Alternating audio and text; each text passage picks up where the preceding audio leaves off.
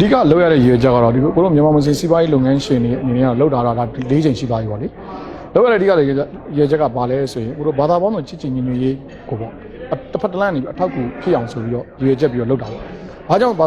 သာပေါင်းစုံချစ်ချင်ညီညွတ်ရေးကိုတစ်ဖက်တစ်လမ်းအထောက်အကူဖြစ်ရတယ်လို့ကိုတို့လွန်ခဲ့တဲ့၄နှစ်2012ခုနှစ်မတိုင်ခင်မှာကိုတို့တနိုင်ငံလုံးအနေထားမှာအစ္စလာမ်ဘာသာဝင်တွေပေါ်မှာအထင်မှားမှုတွေဟုတ်လားအမြင်မှားမှုတွေကျမ်းမြတ်ကုရ်အာန်ပေါ်မှာလည်းအထင်မှားမှုတွေအမြင်မှားမှုတွေဖြစ်ခဲ့အဲ့ဒီအချိန်ကနေစပြီးတော့အကိုတို့ကတော့ဟုတ်ပြီဒါဆိုငါတို့ကဒီအစ္စလာမ်ဘာသာဝင်တွေကငါတို့ဒီဘာသာအခြားဘာသာဝင်တွေနဲ့ရောထွေးထွေးနေမှုမရှိဘူးဟုတ်လားအခြားဘာသာဝင်တွေနဲ့အတူနေသွားလာလင်ကားမှုမရှိဘူးချို့မျိုးတွေရန်ကုန်မျိုးလေကောင်မှလောက်ပါရှိတယ်နေဘက်မျိုးတွေမှာအစ္စလာမ်ဘာသာတတိတကျနေတယ်လို့အကိုတို့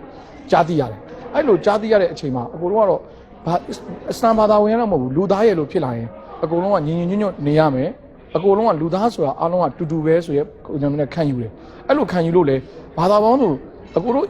တနစ်ဖြစ်လာတယ်တနစ်မှာဖြစ်လာတယ်တိုင်းမှာပေါ့ဘာသာပေါင်းစုအနေနဲ့အကိုတို့မိတ်ဆုံစားပွဲလေးလုပ်ပြီးတော့ဘာသာမတူတော့တဲ့လူသားတွေအားလုံးကညီကိုမောင်နှမတွေပဲဆိုတဲ့ပုံစံမျိုးနဲ့တနေရာထဲမှာထားပြီးတော့တနေရာထဲမှာအခုလိုမိတ်ဆုံစားပွဲဒင်နာကိုကျင်းပရတယ်ဖြစ်တယ်ပေါ့အဲ့လိုကျင်းပတဲ့အချိန်မှာအကိုတို့အခုလောလောဆယ်ရှိနေတဲ့ဘာသာပေါင်းစုကလူတွေတက်ရောက်လာတယ်ပေါ့တန်တမန်တွေဘာသာရေးအဖွဲ့အစည်းတွေအစ္စလာမ်ဘာသာဝင်တွေခရစ်ယာန်ဘာသာဝင်ဟိန္ဒူတွေဗုဒ္ဓဘာသာအများလုံးအားလုံးကဘာသာ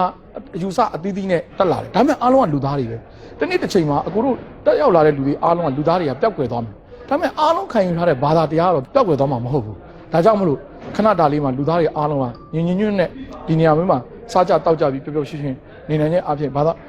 ပေါင်းစုံချစ်ချစ်ညီညွတ်ရေးကိုရှေ့ရှုတဲ့အနေနဲ့ဒီလိုညသာစာပွဲကိုကျင်းပခြင်းဖြစ်ပါတယ်အဓိကပေးခြင်းတဲ့ message ကတော့မြန်မာနိုင်ငံမှာနေထိုင်တဲ့မြန်မာနိုင်ငံသားအစ္စလာမ်ဘာသာဝင်တွေဟာ